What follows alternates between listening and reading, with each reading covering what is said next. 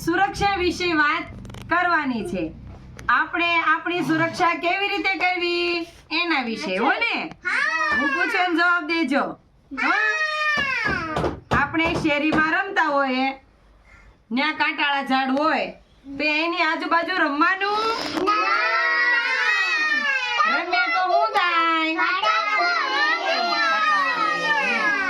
પછી ગાય અને કૂતરા હોય એને પથ્થરો મારવાનો. પથ્થરો મારીએ તો શું થાય? ગાય શીંગડું મારે અને કૂતરું બટકું ભરી જાય એમનો. પછી શેરીમાં ગટરના ઢાંકણા ખુલ્લા હોય તો એની આજુબાજુ રમવાનું. રમીએ તો શું થાય? ઢાંકણું ખુલ્લું હોય તો એમાં પડી જાય. બરાબર ને?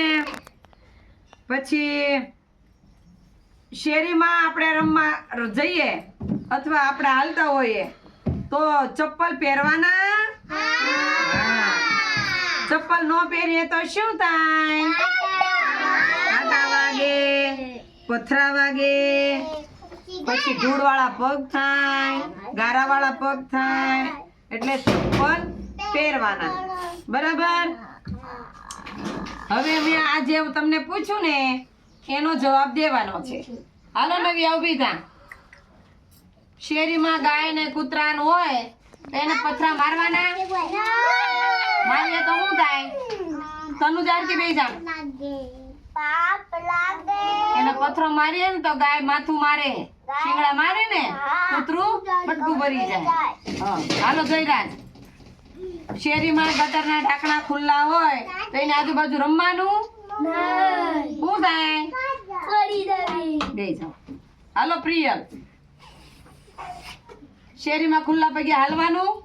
શું પહેરવાનું? હાલો નકશી ઉભો થા. શેરીમાં આજુબાજુ કાંટાળા ઝાડ હોય તો ત્યાં રમવાનું. શું થાય? હાલો તનુજા. આપણે શું પહેરીને જવાનું? ચપ્પલ પહેરીને રમવાનું. હાલો હરદેવ ઉભો થા. ગાય ને કૂતરા હોય તો એને પથ્થરો મારવાનો. એને પથ્થરો મારીએ તો શું થાય?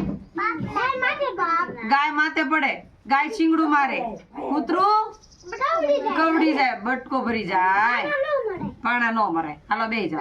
હાલો આરવી. શેરીમાં ગટરના ઢાંકણા ખુલ્લા હોય એની આજુબાજુ રમવાનું. હું કરવાનું? એની આજુબાજુ નહીં રમવાનું.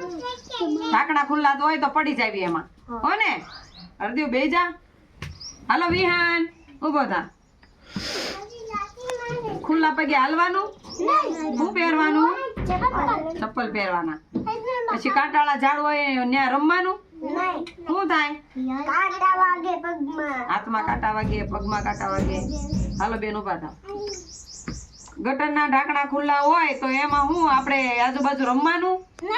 શું થાય? અંદર પડી જાય. પછી ચપ્પલ પહેરવાના.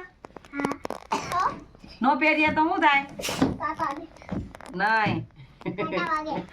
કાંટા વાગે, પથરા વાગે, ધૂળવાળા પગ થાય, ગારાવાળા પગ થાય. અને તો આપણે આપણી સુરક્ષા કેવી રીતે રાખવી એ તમને ખબર પડી ને?